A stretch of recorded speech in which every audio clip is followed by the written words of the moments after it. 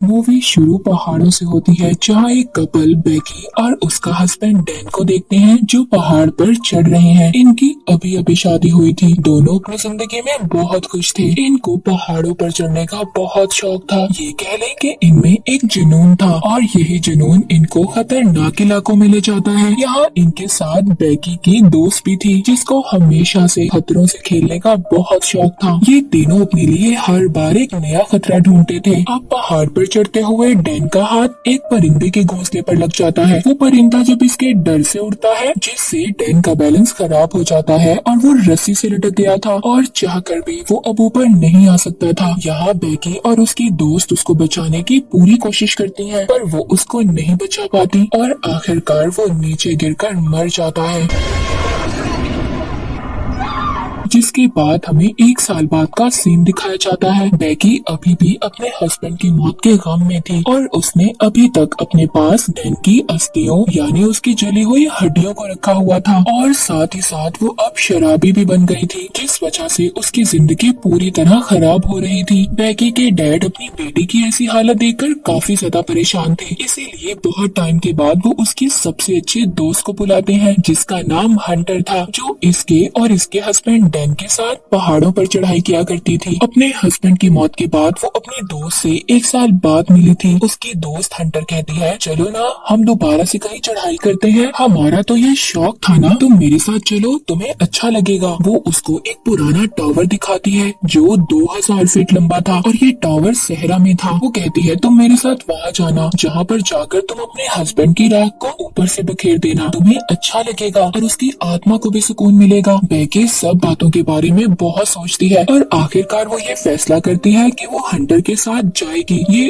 उसके साथ एंजॉय करना चाहती थी। दोनों अब अपने सफर पर निकल जाती हैं। रास्ते में ये खूब मस्ती करती हैं और अपने फोन पर वीडियोस भी बनाती हैं, पर इसी दौरान उनकी लापरवाही की वजह से दोनों के साथ हादसा होने वाला था। एक ट्रक जो बहुत स्पीड से आ रहा था इनकी गाड़ी को मारने वाला था, लेकिन ऐन वक्त पर ये अपनी गाड़ी को रोक लेती हैं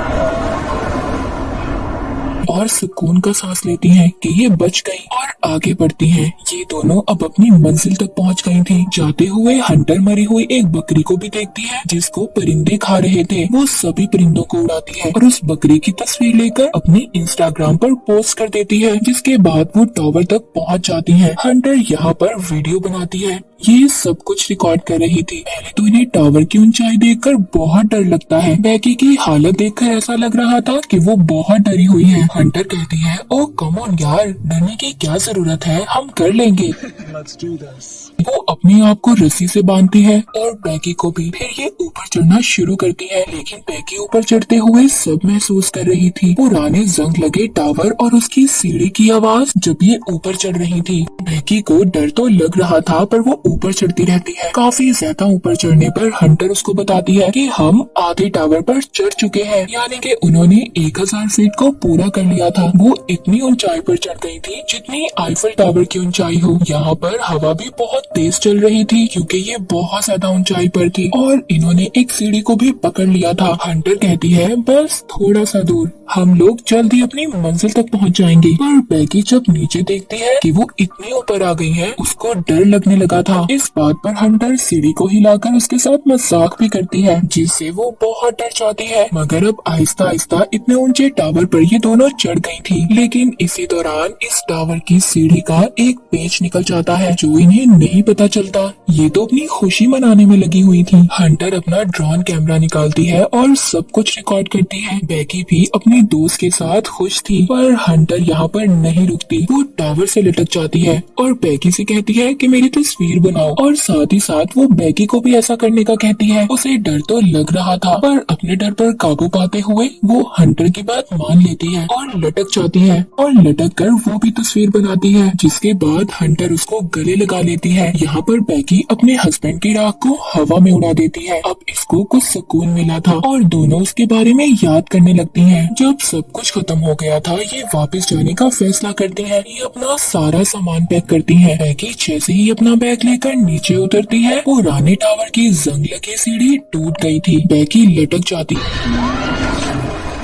पर हंटर ने किसी न किसी तरह उसे ऊपर खींच लिया था। पर बैगी का बैग नीचे टावर के एंटीना पर लटक जाता है, जिसमें इनका ड्रोन कैमरा और खाने पीने का सामान था। वो अब इनकी पहुंच से दूर हो चुका था। बैगी घबराने लगती है। दोनों अपना फोन भी चेक करती हैं, पर यहाँ ऊंचाई पर फोन में सिग्नल्स ही नहीं थे। तभी उनको टावर पर से एक फ्लेयर गन और दूरबीन मिलती है। हंटर कहती है, अभी इसका हमें क्या फायदा, हम इस वक्त अगर गन को चलाएंगे भी तो क्या फायदा होगा। बैगी थोड़ा घबरा जाती है जब वो देखती है कि उसकी टांग पर जख्म हो गया था। हंटर उसको पट्टी बांधती है। अब ये दोनों करती भी तो क्या करती, उधर ही बैठकर व्लॉग अपनी वीडियो को खत्म करती हैं। कुछ घंटों के बाद हंटर दूरबीन से देखती है, उधर थोड़ी ही दूर एक गाड़ी खड़ी है। ये लोग उन्हें मदद के लिए नहीं बुला सकती थी। तभी हंटर अपना फोन चेक करती है। जो पोस्ट इसने मरी हुई बकरी की थोड़ी देर पहले की थी, उस पर लोगों के लाइक और कमेंट्स थे। मतलब उस वक्त जमीन पर सिग्नल्स थे। हंटर अब मदद के लिए एक मैसेज लिखती है और अपनी आईडी पर पोस्ट कर देती है। अपने फोन को रस्सी से बांधकर थोड़ा सा नीचे करती है ताकि सिग्नल्स आ सके और इसकी पोस्ट को देखकर इसके फॉलोअर्स इनकी मदद को आए।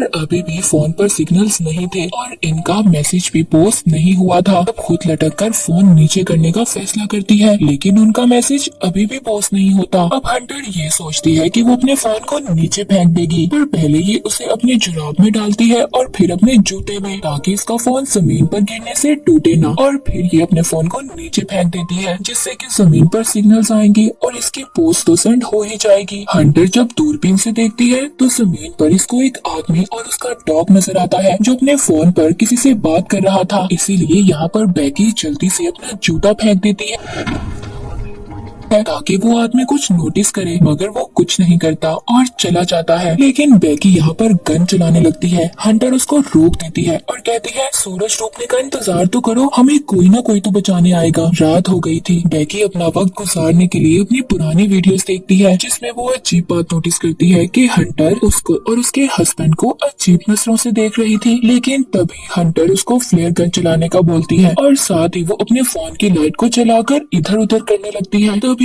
उन्हें दो आदमी देख लेते हैं, पर वो उनकी मदद नहीं करते कि न ही वो उन्हें साफ नजर आ रही थी। जाहिर सी बात है, वो इतनी ऊंचाई पर जो थी। उल्टा वो आदमी उनकी गाड़ी चुराकर भाग जाते हैं। अब यहाँ पर रात को ये सोने की कोशिश करती है। हंटर नीचे गिरने वाली थी, पर बैगी उसको बचा लेती है। तभी वो उसकी टांग पर बना हुआ एक टैटू देखती है, जिस पर 143 लिखा हुआ था। और यहाँ पर बैगी को याद आता है, वो जब भी अपने हस्बैंड डैन को आई लव यू बोलती थी, वो जवाब में उसको 143 बोलता था। यहाँ पर बैगी को ये बात पता चल गई थी कि उसके हस्बैंड और उसके दोस्त का आपस में रिश्ता था, और अब हंटर के पास भी कोई और दूसरा रास्ता नहीं था। वो बैगी को अपने और उसके हस्बैंड के बारे में सब कुछ बता देती है। बैगी ये सब सुनकर अजीब सी सोच में थी। हंटर उससे माफी मांगती है, लेकिन इसी दौरान बैगी अपने बैग को देख रही थी, जिसमें उसका ड्रोन और पानी भी था। हंटर कहती है, मैं जाऊंगी उधर तक तुम्हारे बैग को लेने के लिए। अब वो टावर की चारों साइड पर एक हुक डालती है और रस्सी से खुद को बांधकर लटक कर बैग लेने जाती है, पर अभी भी वो बैग तक नहीं पहुंच पाई थी। अब हंटर क्योंकि शुरू से ही न डर थी, इसीलिए वो रस्सी को छोड़कर एंटीना के ऊपर कूद जाती है और बैग ले लेती है। हालांकि अब रस्सी उससे दूर थी, लेकिन वो बैग से सेल्फी स्टिक को निकालकर उसकी मदद से बैग को रस्सी बांध देती है। अब वो एक खुद लंबी छलांग लगाती है, जिससे वो रस्सी को पकड़ लेती है। आहिस्ता आहिस्ता उसे पकड़कर वापस ऊपर चढ़ती है, मगर एकदम रस्सी उसे छूट जाती है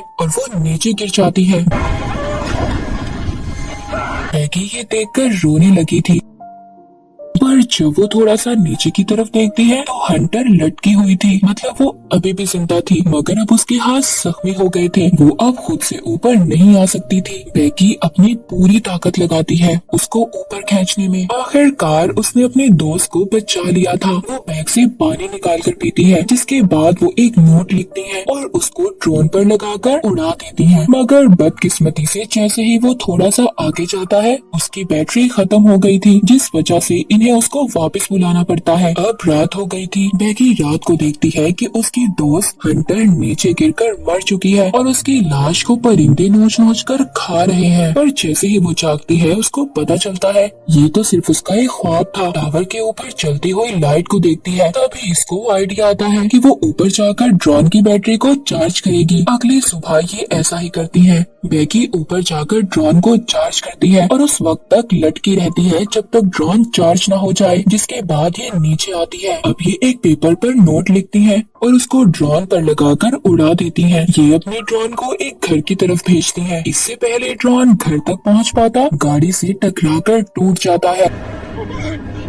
ये यहाँ पर एक दिन इसी उम्मीद में गुजार देती हैं कि कोई इनकी मदद के लिए आएगा। बेकी की हालत बहुत ज्यादा खराब हो चुकी थी। अब वो एक दिन भी यहाँ नहीं गुजार सकती थी। तभी वो हंटर से उसका जूता मांगती है ताकि वो अपने फोन को नीचे फेंक सके दोबारा से मैसेज लिखकर, क्योंकि उसके पास कोई और दूसरा रास्ता नहीं था। पर हंटर उसको मना कर देती है। यहाँ पर हमें पता चलता है कि हंटर तो उसके साथ ही नहीं, वो तभी नीचे गिरकर मर गई थी जब वो बैग लेने के लिए गई थी। और बेकी का सिर्फ एक ख्याल था कि हंटर उसके साथ है ताकि वो खुद को अकेला महसूस ना करे। जब वो नीचे देखती है तो उसकी दोस्त हंटर की लाश परिंदे खा रहे थे। बेकी अब बहुत ज्यादा रोती है। अपने डैड के लिए एक मैसेज रिकॉर्ड करती है, एक आखिरी मैसेज। उसको भी अब ये उम्मीद नहीं थी कि वो बच पाएगी। अब सुबह हो जाती है। एक दिन और गुजर गया था। तभी एक परिंदा उसकी टांग पर निकलता हुआ खून देखकर उसे खाने आ जाता है। बेकी उस परिंदे की गर्दन तोड़कर उसे कच्चा खा जाती है,